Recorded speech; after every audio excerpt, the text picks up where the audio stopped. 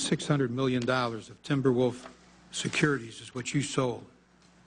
Before you sold them, this is what your sales team were telling to each other. Got it? 105? Yes, Mr. Chairman. Look what your sales team was saying about Timberwolf. Boy, that Timberwolf was one shitty deal.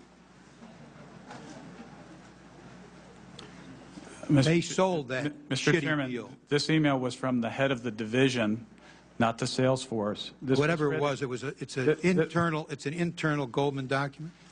This was an email to me in late June. Right. And you after sold the Timberwolf. Transaction. No. You sold Timberwolf after as well. We did trades after that. Yeah, okay. It's the trades after. Some context might be helpful. The context, let me tell you, the context is mighty clear. June 22 is the date of this email. Boy, that Timberwolf was one shitty deal. How much of that shitty deal did you sell to your clients after June 22, 2007?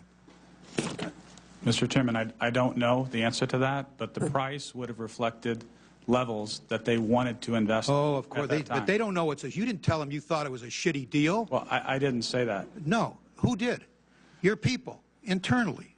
You knew it was a shitty deal, and that's what your email shows. I think the context, the message that I took from the email from Mr. Montag was that my performance on that deal wasn't good.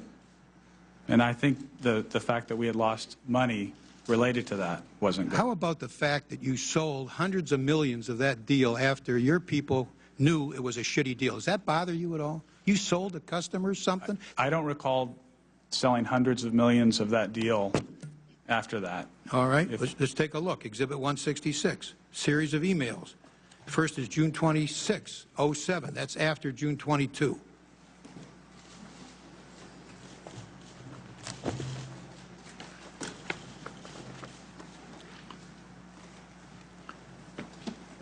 July 1, 2007, tells the sales force the top priority is Timberwolf. Your top priority to sell is that shitty deal.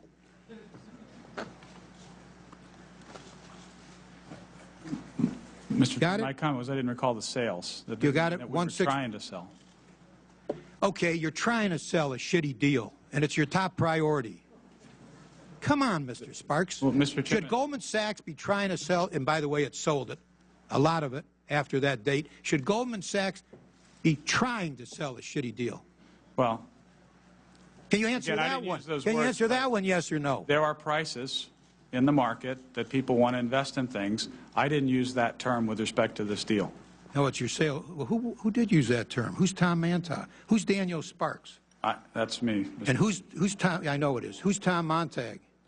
Tom Montag was the head of the division at the time. And he was telling you on June 22, boy, that Timberwolf was one shitty deal. And then you got Exhibit 166, series of emails pushing the Goldman sales force to sell Timberwolf securities. First is June 26, 2007 email from GS Syndicate. That's your sales force. The sales force is told in 166, please focus on the CDO axes below, one of which is Timberwolf. The next email, take a look, July 107, tells the sales force the top priority is Timberwolf.